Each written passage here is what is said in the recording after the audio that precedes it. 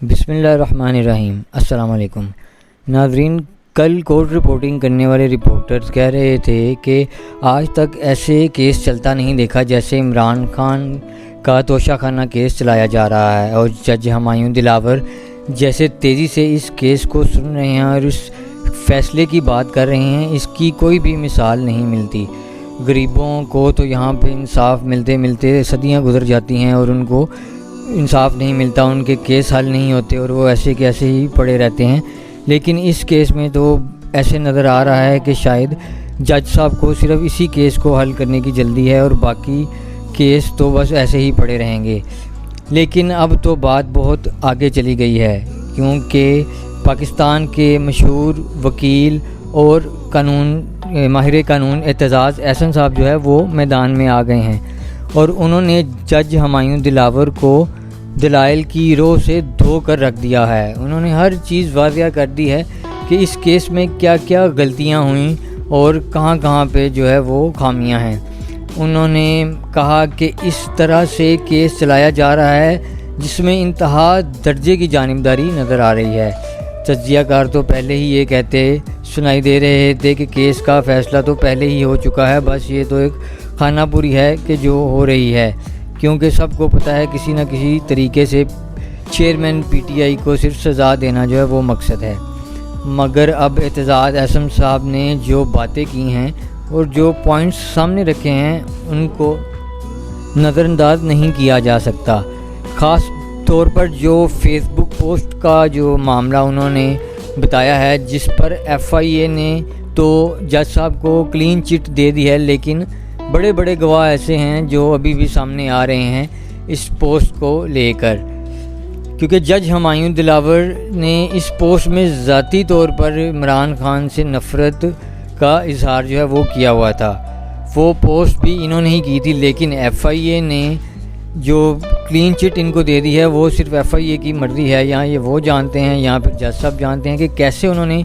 اتنی جلدی یہ بات بھی جو ہے وہ جمع کروا دیا، اپنا جو ثبوت ہے عدالت میں کہ یہ جو ہے وہ جج صاحب کے اکاؤنٹ سے نہیں کی گئی، یہ کوئی ہیک ہوا ہے ان کا اکاؤنٹ، یا کسی اور نے جو یہ پوسٹ ہے وہ عمران خان سے جو ریلیٹڈ ہے وہ کی ہے۔ ادھر لگتا ہے ایف آئی اے بھی جو اپنی رپورٹ جمع کروانے میں کافی جلدی کر گئے ہیں اور بڑی تیزی سے ایکٹیو ہو کر انہوں نے یہ کام کیا ہے۔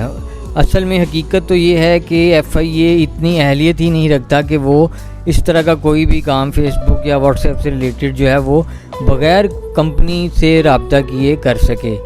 جبکہ جج صاحب دوسری طرف خود مان چکے ہیں کہ اکاؤنٹ انہی کا ہے، اور پھر انہوں نے خود ہی یہ اکاؤنٹ کچھ دیر بعد بلاک کر دیا۔ لیکن یہ بلاک کرنے سے پہلے کچھ لوگوں نے وہ پوسٹ دیکھ رکھی تھی اور وہ اس چیز کے گواہ تھے۔ اعتزاز احسن صاحب نے یہ بھی کہا ہے کہ یہ جج جو ہے یہ تو جج کی سیٹ پہ بیٹھنے کے قابل ہی نہیں ہے، کیونکہ ایک سیاسی لیڈر کے خلاف جیسے جج صاحب کا رویہ ہے اور ان کی نفرت ہے، ذاتی رنجش ہے، ان کو تو یہ کیس سننا ہی نہیں چاہیے۔ ان کی جو فیس بک کی جو پوسٹ ہے اس میں ان کی ذاتی رنجش نظر آ رہی ہے چیئرمین پی ٹی آئی کے خلاف۔ تو جو شخص اتنی نفرت رکھتا ہو کسی دوسرے شخص کے خلاف، اور اس کا کیس وہ کیسے سن سکتا ہے؟ اعتزاز صاحب نے یہ بھی کہا کہ میں حیران ہوں کہ چیف جسٹس ہائی کورٹ اسلام آباد فیس بک پوسٹ کا رویہ دیکھ کر ابھی بھی چپ ہیں اور کیس کو ابھی تک چلنے دے رہے ہیں، اس کو بند نہیں کروا رہے۔ اس کے علاوہ انہوں نے کہا کہ دفعہ 193 ضابطہ فوجداری بالکل واضح طور پر کہہ رہا ہے کہ کوئی سیشن جج، چاہے وہ ہمایوں دلاور صاحب ہوں یا کوئی اور سیشن جج ہو، کسی بھی کیس کی سماعت نہیں کرے گا سوائے اس کے کہ کوئی مجسٹریٹ کیس سیشن جج کو ریفر کرے۔ اور یہ جو کیس ہے یہ تو سیدھا الیکشن کمیشن سے یہ جج صاحب کے پاس آ گیا ہے، کسی مجسٹریٹ کے پاس نہیں گیا، کسی نے ریفر نہیں کیا، یہ الیکشن کمیشن نے ڈائریکٹ ہی ادھر عدالت میں بھیج دیا ہے۔ اعتزاز صاحب نے ہائی کورٹ چیف جسٹس اسلام آباد کو ایف آئی اے کی جو فیس بک اکاؤنٹ سے متعلق رپورٹ پیش کی گئی تھی اس پر بھی انہوں نے کہا کہ میں متفق نہیں ہوں، کیونکہ یہ پاسبل ہی نہیں ہے کہ فیس بک کی جو پوسٹ ہے وہ بغیر اس کی کمپنی سے رابطہ کیے ایف آئی اے پتہ لگا لے کہ یہ کس نے کی ہے، کیوں، کہاں سے ہوئی ہے۔ یہ ہو ہی نہیں سکتا، اور یہ بات جو ہے یہ ماننے میں نہیں آتی کہ بغیر کمپنی سے رابطہ کیے وہ یہ پوسٹ کا پتہ کروا سکتے ہیں۔ 5 سال یہ پوسٹ لگی رہی فیس بک پہ جج صاحب کی، کسی نے اس پر اعتراض نہیں کیا، کچھ بھی نہیں ہوا، لیکن جب ہی عمران خان کا کیس جج صاحب کے پاس جاتا ہے، ساتھ ہی کچھ عدالت کے لوگ جناب ہمایوں دلاور صاحب کو کہتے ہیں کہ آپ کی جو پوسٹ ہے وہ مسئلہ بن سکتی ہے، تو وہ فوراً ہی یہ پوسٹ ڈیلیٹ کرتے ہیں اور اکاؤنٹ کو ہی بلاک کر دیتے ہیں۔ لیکن یہ اس سے پہلے کافی لوگوں کی نظر میں آ چکی تھی اور کافی لوگ گواہ تھے، کیونکہ 5 سال تھوڑا عرصہ نہیں ہوتا۔ اب یہ تو صرف ایک طرف کا جو فیصلہ ہے وہی نظر آ رہا ہے کہ جج صاحب تو ہاتھ دھو کر چیئرمین پی ٹی آئی کے پیچھے پڑے ہوئے ہیں، اور ان کا صرف ایک ہی مقصد ہے کہ کسی طرح اس کو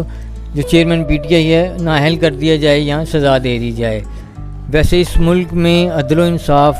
تو خیر بات کہتا نظر آ رہا ہے، کیونکہ ہم بھی پاکستان کے ہی شہری ہیں اور ہم نے آج تک توشہ خانہ کا نام اس سے پہلے کبھی نہیں سنا کہ کسی وزیر پہ یا کسی